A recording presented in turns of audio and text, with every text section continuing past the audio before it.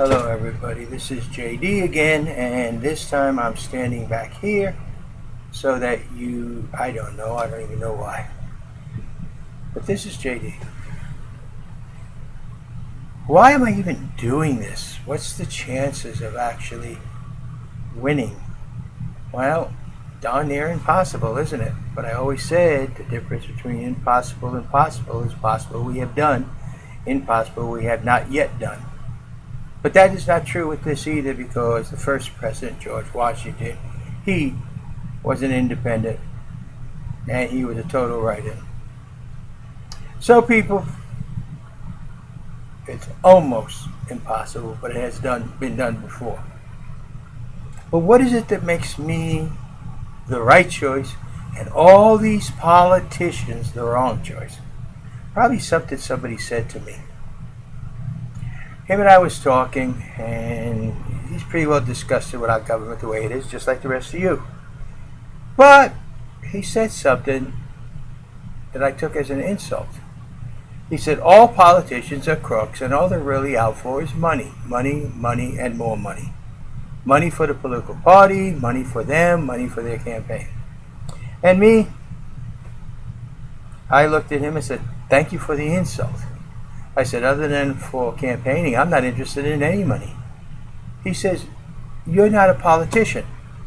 I said, everybody's calling me a politician. He said, no, you're not a politician. If you study what you are, you're nowhere near a politician. One, you don't like political parties. You don't belong to political parties. You're against political parties. So you're definitely not a political machine individual. So that removes you as a politician.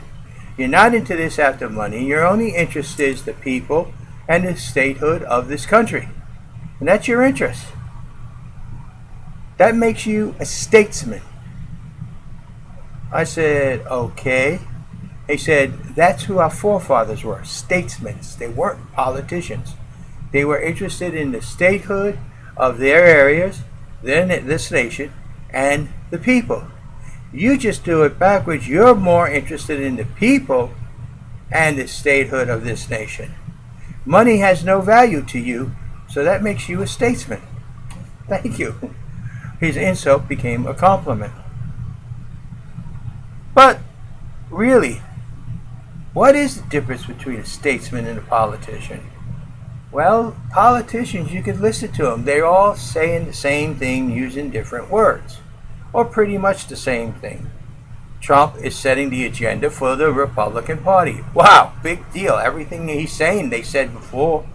Is there nothing new there? No, except for he says, oh, it's easy to fix. It's easy to fix. If it was easy to be fixed, it would have been fixed. How about the Democrats? Nothing new there either. They haven't even decided who's going to be, candidates. Half the time you don't hear nothing about them. The first debate's coming up. Biden might run.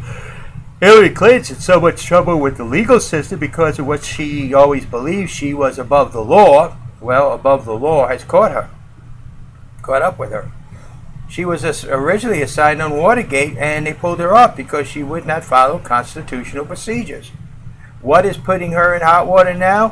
Hillary Clinton is in hot water because she refused to follow constitutional procedures. So what kind of president will she make? Someone who won't follow constitutional procedures. Here's a good example to guess at. So we got to look at all the other candidates. What are they saying that's different? Nothing. They're all saying the same thing they've been saying since 1960. I use that as a cutoff because that's the oldest presidential debate I listened to, and it's the same thing that they're saying today. That was between Nixon and Kennedy. Now we have everybody. Now, 2008, I said I would show you a leadership. Now, if you looked at the people who were running before 2008, you get a few of these people here and there, but not very many, and most of them would be selected by the party, and that's it. Well, I went out there in 2008 between June and November and campaigned. And guess what? Everybody seems to want to campaign now. They see they can do it because the leader showed them how to follow suit. You can deny it if you want, I don't care. But that's just one example of leadership. Somebody leads and the people follow behind. They follow because the leader presents a strong and good example. And I take full responsibility for my decisions. There's some things I did during the campaign in 2008. People say to us, oh, they're so embarrassing. Yeah, they are. So I made a mistake.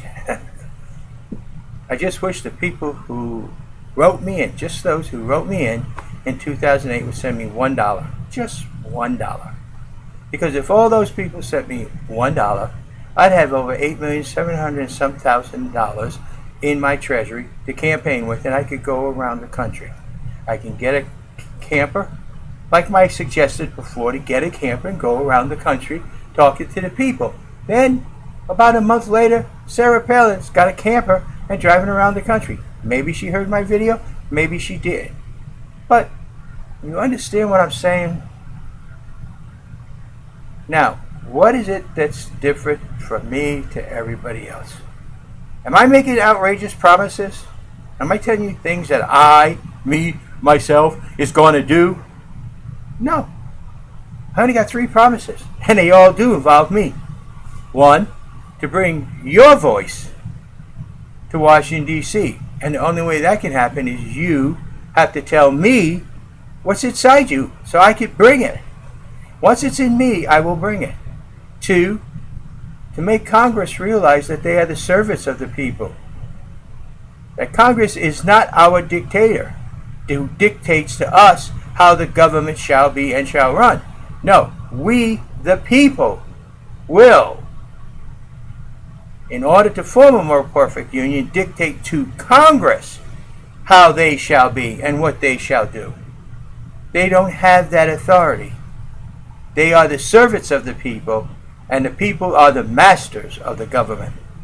That's the United States government. That's what our Constitution inbred into it is there. That the people are the masters, not the government. And 3rd, my final promise is to bring leadership. And if you've been watching things that I do before and people copy, heck, if you listen to my videos in 2008, all my supporters told me the same thing. Obama copied almost every one and put it on TV. And when I posted my platform in 2008, July 2008, 4 days later, the Democrat Party completely erased their old platform, and new one said, I was told, read exactly like mine. I just didn't go look at it because I was tired of them copying me all the time. So, people, I already demonstrated, 1, I'm interested in you and your voice. 2, I strongly believe Congress is to serve you, the people. 3, I have strong leadership traits. It's already there. You just need to look at it. Now, what qualifications does a president need? Do I need to be a liar, a cheat, and a thief? Do I need to be someone who could tell you something and then as soon as I get what I want from you, turn my back and walk away? I can't do that. That's not me. If I tell you I'm going to do something, I'm going to do it. Now, what about all the other problems? I haven't even discussed them in detail. Oh, but I have if you go to my videos. I don't have time in this video, but I have videos to discuss immigration. I have videos to discuss foreign policy. I have videos to discuss taxing. I have all kinds of videos. Separation of church and state. I have that in there. There's videos that I have that would cover almost anything you all would have questions about. But can I fix them? No. Not me alone. Just like I alone can't become president. Just like I alone can't do anything, if you want to know the honest truth. Here I am saying, elect me president, and I alone can't do a single thing. Which is true. The truth is, without you, I stand alone. But with you, we, together, as one people, can fix every single problem in this nation. I'm not talking about 1 or 2. I'm talking about every single one. So, am I right or am I wrong? We'll never know unless you elect me president. But I promise you that I will keep my 3 promises and that we together as one people will tackle the rest. Will the wall thing Obama's yelling about between Mexico and the United States work? Let's see. Let's look through history. If you're smart enough to, think about it. The Great Wall of China was built to stop the Mongols from invading China. Oh, it didn't work. They still invaded. Yep, they sure did. Matter of fact, several dynasties were controlled by people from the outside of the wall who invaded China after the wall was built. That wall didn't work. Didn't keep nobody out. How about the Iron Curtain? Oh, there's a wall that was in history, the infamous Iron Curtain. Well, they built the wall, they put the fences up and everything all across Europe. Didn't work. So they ended up putting guard towers up. Still didn't work. Then they ordered everybody in the guard towers to shoot anybody who got near the wall. Now that worked. It wasn't the wall that worked. It wasn't the guard towers that worked. It was the killing of the people who were trying to cross over that worked. That's the only thing that worked. Do we want to do that? Kill every woman and child that tries to cross our border illegally? Is that what we want to? Or do we want to do an extensive expense, building a humongous wall that's not going to work? Let me give you an example. Let's say we build a wall 200 feet down, in other words, below the surface, 200 feet down, and 300 feet up. People aren't going to be climbing over that wall. No. And it's going down 200 feet. Only problem is the whole 200 feet down there, all across, is going to have all kinds of tunnels dug through it. Because if we can build it, somebody else can dig a hole through it. And they will have tunnels going through and get through that way. So will the wall work? No. So how do you fix the immigration infiltration? Go after the source of the problem. There's two things, the source of the problem. One, all the laws we have that make drugs illegal in this country. Two, the people who hire the illegal aliens. People who hire the illegal aliens, they rob from each and every one of us. Every single one. And I use Mitt Romney as an example. He had a maid, which was for about 12 years. He paid her a salary. She was an illegal alien. He paid no Social Security on her, no Medicare on her, no Medicaid on her, no state taxes, no unemployment. He paid none of that stuff. All that stuff went into his sweet pocket because he could give her less money this way. So what did he actually do? He's campaigning saying Social Security is going broke because people like me aren't putting any money into it. I'm putting it in my pocket. I'm stealing it from you, the American people. That's what he's actually doing. He didn't say it word for word, but that's actually what he was doing. Campaigning of a system that he was trying to destroy by not adhering to hiring only legal people. So people, where does that leave us with me? It's up to you. Some people say, oh, you're not, I say, tell me the qualification. They can't tell me the qualifications. Oh, you got to be this old, you got to be here for so many years, you got to be born here, etc., etc. They can tell me that, which I am on all that, so then I'm fully qualified. But then I have something a lot of these politicians don't have. One, the concern of you, the individual, above all else. And second, the concern of the state of the union. I care about the state of the union and you. I don't care about some idealistic Republican Party ideal or idealistic Democrat Party ideal. I care about you. And how can the government serve you? Not serve a country overseas. Not serve the people in the Caribbean, that's not part of the United States. Not serve people in South America. How can the government serve you, the people? You who pay the taxes to support the government, why is the government not supporting you? That is what it's about. So, my concerns are you. I'm not political. I am against all political parties. I'm against lobbyists. I do not believe lobbyists belong in Congress at all whatsoever. Give them their own building and let them meet with the congressman over there. But when that congressman is on the floor, he's to represent you. If he's a senator, he's representing you via your state. If he's a representative in the House, he's representing you directly.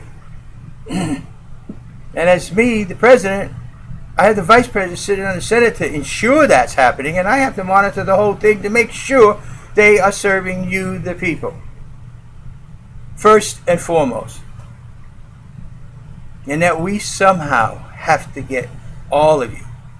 So don't ask me what I'm going to do for the Latinos, for the African American, for the Asian, for the Europeans, the American Indians, Native Americans. I don't like to call the American Indians Native Americans because they just immigrated here 1,000 years or so before the rest came. I mean, using the standards of calling the American Indian Native Americans, you can use the same standard for the Europeans because they came here before the African American. So I guess the Europeans and the Indians are the Native Americans and the Africans are, African American. And so on and so on. You see what I'm saying? So all of you, I have to take all of you and put all of you together and have you understand that I won't do just for one group. Latinos, African American, American Indians, Europeans, Asians, or Latinos go South Americans, or anybody else that comes to this country from throughout the world. I'm not going to do any one group. I want to do each and every one of you. What I'm going to do is for you, not for a group. How can I do that? Not without you, not without your support, not without your help. Bottom line, people, what is it you want for a president? Do you want the same political rhetoric? Do you want the bull ramming through, thinking he's better than the Constitution of the United States? Because he's already declared one amendment unconstitutional. When's he going to go after the next, and the next, and the next? Pretty soon he'll tear up the Constitution and say, let's do it my way, because it always works. Yeah, anyone with a bat hitting other people over the head, it always works. That's what a bully is. Bottom line is, people, in my opinion, there's not a single politician out there worth voting for. That's in my opinion. A politician is a politician. There's people who want the job for the position. Oh, I have been president of the United States. Other people who want the job for the money. Oh, the money you can bring in, the money you can bring in. And then there's me. I don't care, because after I'm done being president, all I'm going to say is, hey, people, I have given you your country back. Take it. Remember, I am JD before, during, and after the presidency. And when I leave, I'll be just the same JD that I was before and during. One American trying to make this country a lot better than what it is. And how should we be seen in the world? As a guiding light. Someone or some nation or some government to follow. Not someone with a lot of money to give out. Or someone with a big gun to shoot. Or someone who comes in and dictates how you shall live. No, we should have none of those things on our agenda. But show them what an honest, truthful, people-serving government should be like. And let them choose how they live. Just be the guiding light. The United States can be. You all have a nice day. Thank you for your time. This is JD. You're the ones who's got to make JD and you in the White House. I can't do it alone. Sorry. That's the way it is. Thank you.